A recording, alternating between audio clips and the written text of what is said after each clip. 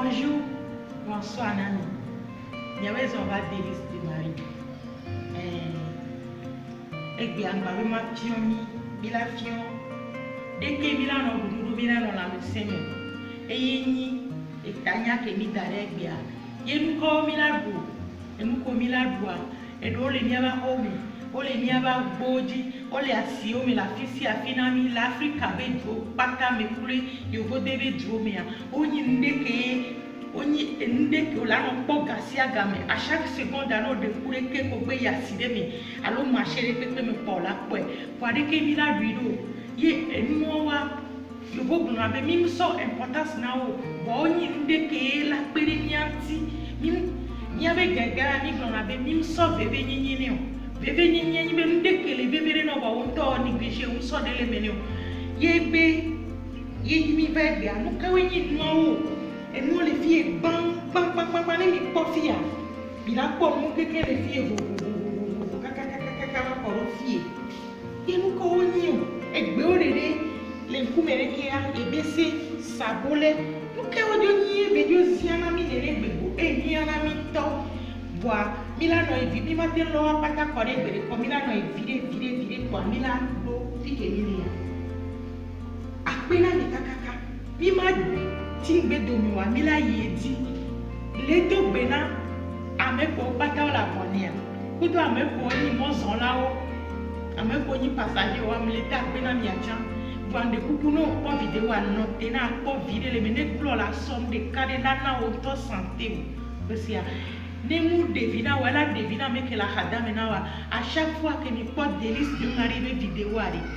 mi soe na medecha mi se olia na medecha gratuit et elle est fatale. Balo be ni be no la boni o la tu fe yo ao. Nya gbere mi ana ne onti. No ponde le vidéo nye dia Sofia me de nem devina wala devina me de kuku gane no. Si tu dolele kele vale yififia COVID-19 a. Nya tro nya be dugo, nya dunu si be blemato nene, nya du jojo me benu e gbe o le bamba ke mi ne mi le duade ke be doela te panyemi. Simplement, moi si j'avais mis la voiture, et bon les miens 50 ans, so il y a bien vidéo de pépé que maman fifia. Ni ma ballon dans nous sous bon bois, ma fille mi de que mi la dumbo, mi a non la messe mais on la dumbo vidéo qui on la dumbo aider. Mi la yedi. Bon les filles et nous pour les filles. Avec boboro Jessie, que bois avec boboro mu Jessie. Et nous ya, on a nos poids avec que tu bénima. Tu pano le kwea oyo na ndebe chou chinois be chou chale va muni yo e ya chou fleur ni pore ke ma ou protéger ni po e nu fitu kwima kwele me va mi po gbogbo ke le tira ni po gbogbo ke le tira e gbe am ya gble me ye gbo va mbe awo e ya de ke be chou fleur ya e le simple be na adu le hormone do e pome. Nous, on a des coups, on a jardinier. Pourquoi est-ce que nous protéger? Pourquoi est-ce que nous protéger? Il faut que les verres, il faut que nous protéger. Et il y a un peu de chou-fleur. Il y a des dada. Et il est compliqué. Mais beaucoup de gens. Dès que les chou-fleur, on a des chou. Et chou, les veaux. Il y a des chou-fleur. Et chou, il y a des les filles.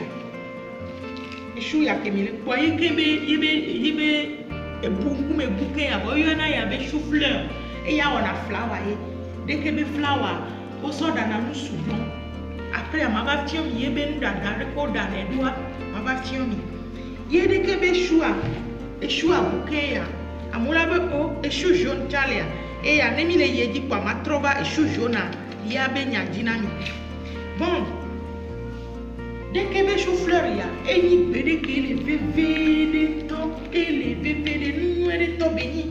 et nous et de mi bio you mi bio, et si tu as même pour le voter à la dernière, il y a qui doit les miens boss, il jack bagane n'y a pas dès que les chou-fleurs y a. Pour de chou à mi jack bagane n'y a pas de ni mi dès que les chou y a, pour de chou-fleurs et la scène tant que baby la place, petit canal n'y a pas vieux, et moi à l'aider. Timati ya besia menyabe besia bebe mbubeni voa timati ya enya sugbon le si eye timati enyi nwere ke mi gba kle timati nti o nde kukuna mi de gasi aga mi ke bi jaza timati ami so je ne mi aso kule mi kule nwere ke gbo ne mi amo zen de ke be timati acha echa ele de ke be nguru ami beterave mi nyare ke yona beterave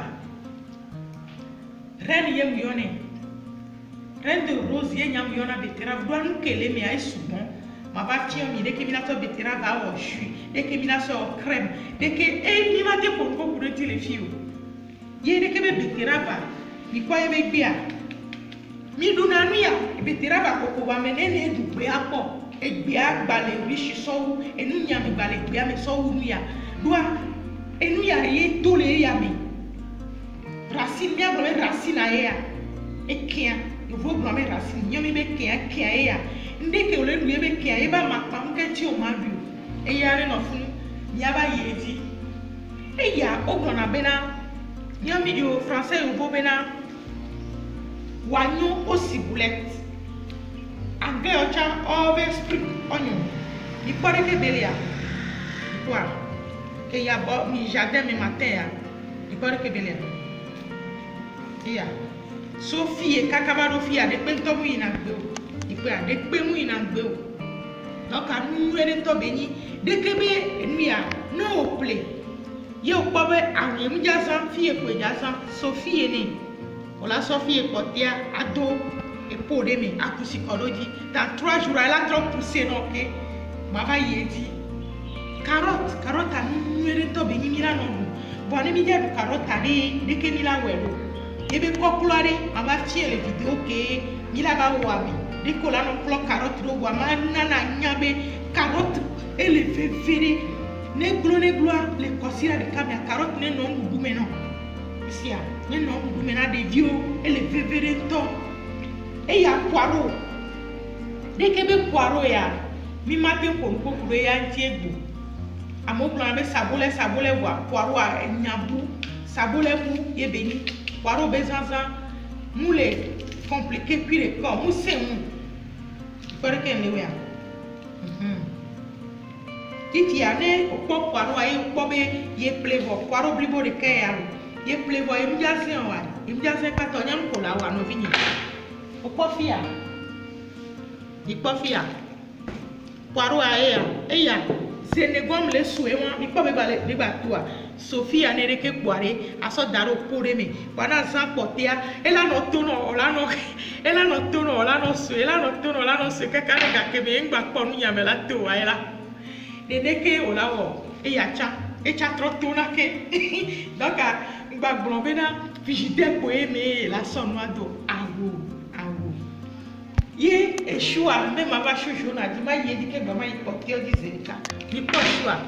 amere la be o e fiji dem la si o ma temple show dare ore awu esho ya ke mple vivia ele wo 3 semaines considère mes temps fa mi pare ke be gbale e wo be na no jabe mple shua o ngba de nu ya le tina o ma wa de minya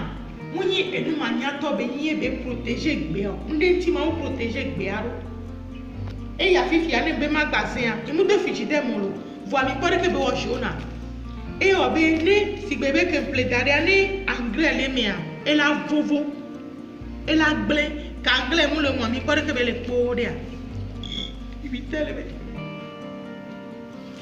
ni pare ke be le pode a ni mbe ma se fifi a magba ase yi manani nyanya be gbere ke bi jabe ple ko mi po be mi pare ke mo bi bia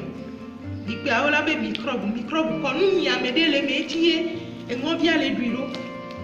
tambi anele rekia o terega ka ko jaba se pola de shiole tipo nu wa e gba na fre na mi iwo eta elefun fia ile ko